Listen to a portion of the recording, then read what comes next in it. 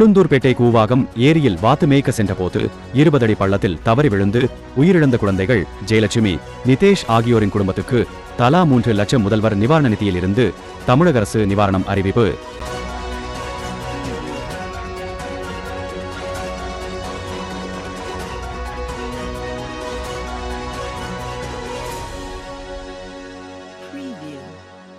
திருவெண்ணைநல்லூர் எடையார் கிராமத்தைச் சார்ந்த உறவினர் குழந்தைகள் அருள்நிதியுடன் கோடை விடுமுறைக்காக சென்றபோது கூவாகம் ஏரியில் பள்ளத்தில் தவறி விழுந்து உயிரிழந்த நிலையில் உளுந்தூர்பேட்டை கூவாகம் ஏரியில் வாத்து மேய்க்க சென்றபோது 20 அடி பள்ளத்தில் தவறி விழுந்து உயிரிழந்த குழந்தைகள் ஜெயலட்சுமி, நிதேஷ் ஆகியோரின் குடும்பத்துக்கு தலா 3 லட்சம் முதல்வர் நிவாரண நிதியில் இருந்து தமிழக அரசு நிவாரணம் அறிவிப்பு.